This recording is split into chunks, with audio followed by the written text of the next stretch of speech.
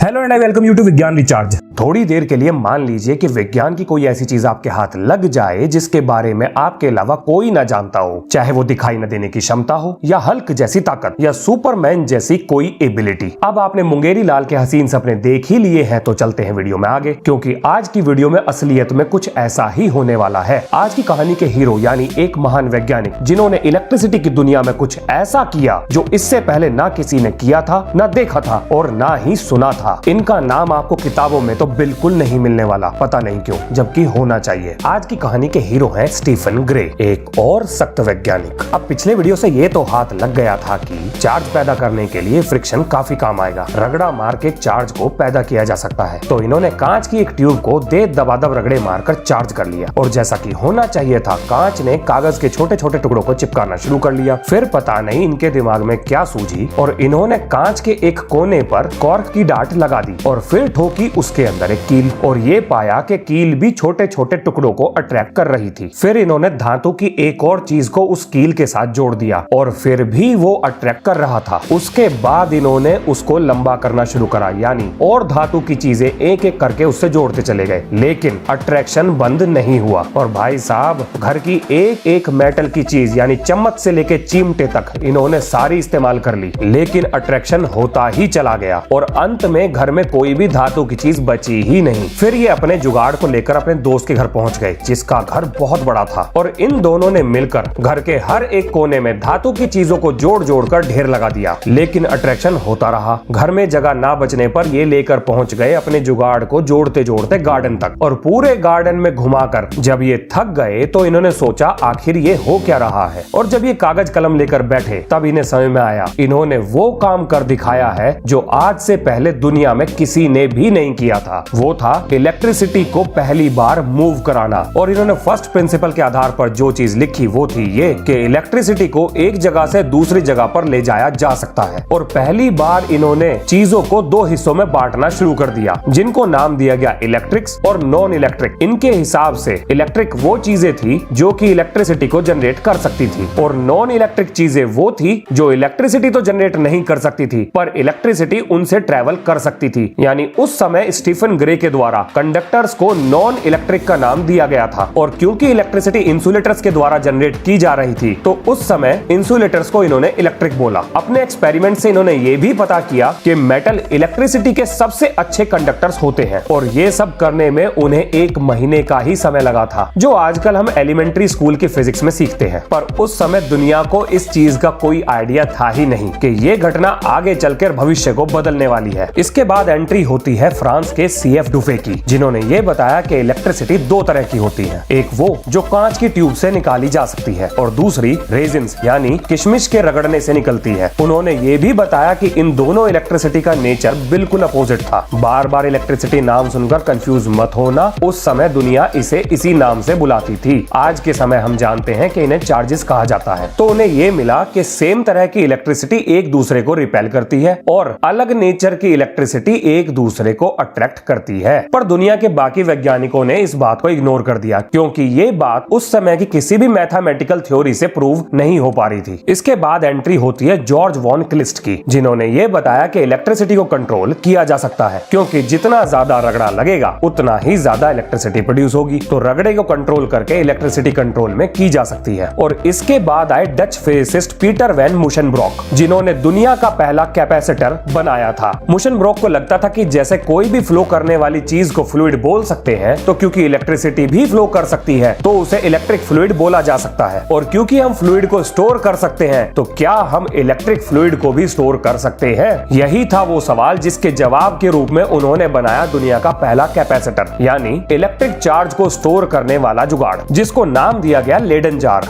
अब इसको बनाना है बहुत आसान और ये मैं आपको जरूर सिखाऊंगा। तो जब तक मैं इसका इंतजाम करूं कि मैं आपको कैसे सिखाऊं, तब तक के लिए करो इंतजार और अपनी कहानी जारी रहेगी। मिलते हैं नेक्स्ट वीडियो में। जय हिंद, जय भारत।